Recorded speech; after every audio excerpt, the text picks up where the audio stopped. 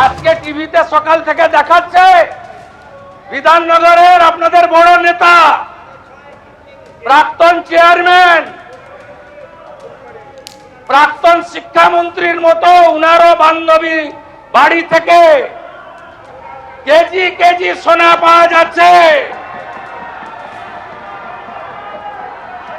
মাননীয় বিরোধী দলের নেতা,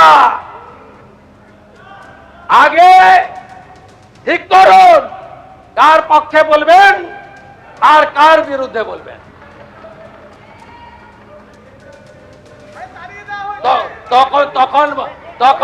তখন বান্ধবীরা তো শোনায় সব সোনা 21 সালের পরে কেনা,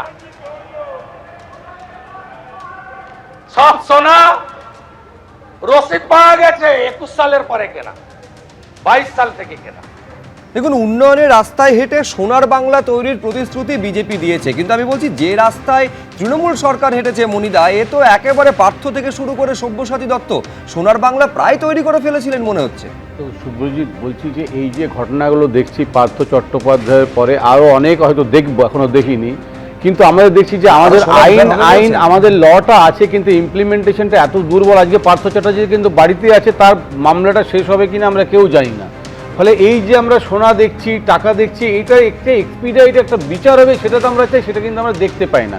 দ্বিতীয় কথা বলবো, দেখলাম শুভেন্দু অধিকারী আজকে একটা কথা বলছিলেন, দেখবি আর জ্বলবি লুচির মতো ফুলবি। আমি বলছি যে ওনার মতো করে উনি ল্যাঙ্গুয়েজটা বলেছেন, আমার তাতে কোনো ভাষা নেই, কিন্তু কারা ফুলবে লুচির মতো? আজকে তো তৃণমূল বিজেপি এক হয়ে গেছে, মানে বিরোধী বলে তো কিছু নেই। ফলে ফোলার যারা ফুলবে তারা তো আপনাদের সঙ্গেই আছে। ফলে আপনি একটা ঠিক করে দিন। আরেকটা কথা যেটা উঠেছে এতদিন পর্যন্ত আঙুল ফুলে কলা গাছ জাবের হয়ে গেছে, এতদিন পর্যন্ত তাদের বিরুদ্ধে কোন ব্যবস্থা তৎকালীন তৃণমূল কংগ্রেসের সরকার নিয়েছিল? সব্যসাচী দত্ত বা সুজিত বোস এদের কপালটা খারাপ, এরা জিতে গেলে কিন্তু বিদ্রোহী দলে গিয়ে এদের কিন্তু সোনাটোনা আর ডিসকভারি হতো না, সেই জায়গাটা ওদের কপাল খারাপ। আরেকটা বলবো, এই যে আমাদের কপাল ভালো যে এই দুর্নীতিগুলো এবারে আনাপ করছে, যেটা 15 বছর ধরে হয়নি। সবারই দেখতাম আমরা, কিন্তু যখনই আমি বিদ্রোহী হয়ে যাব, আমি পার্লামেন্টে চলে যাব, তখন আমার বিরুদ্ধে কিছু হবে না, এটা মানুষ কিন্তু ভালো চোখে দেখছে না।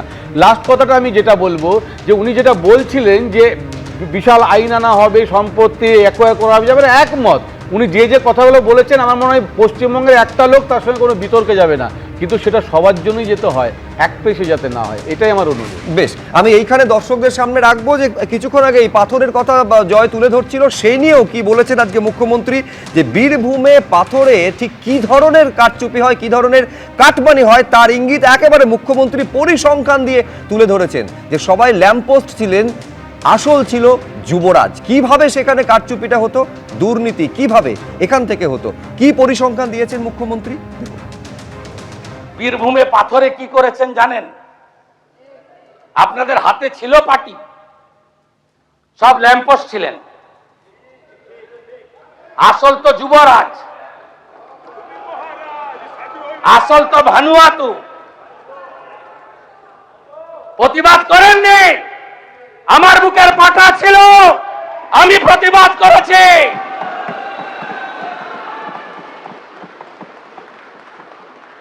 সব মেনে নিয়েছিলেন। 1 বছরে বীরভূমের পাথর থেকে রেভিনিউ দিয়েছেন 60 কোটি টাকা।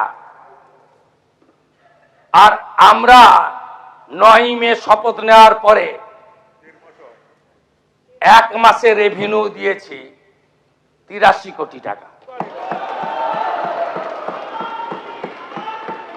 করুন 83 গুণিতক, এটা 100 কোটি হবে। 83 গুণিতক 1200 কোটি। পশ্চিমবঙ্গ সরকারের অ্যাকাউন্টে 100 কোটি, বাকি 1100 কোটি ক্যামাক স্ট্রিট হয়ে दुबई। ये तो पहले झांकी है, अभी बहुत कुछ बाकी है। অন রেকর্ড যা যা ভুল করে গেছেন, প্রাক্তন পিএইচই মন্ত্রী আছেন, পিএইচই ঠিকাদার কাকদ্বীপের স্টেট ব্যাংকের ব্রাঞ্চ থেকে আইপ্যাকের অ্যাকাউন্টে 10 কোটি টাকা ট্রান্সফার করেছে। ছেড়ে দেব? আপনি ভেবেছেন ছেড়ে দেব?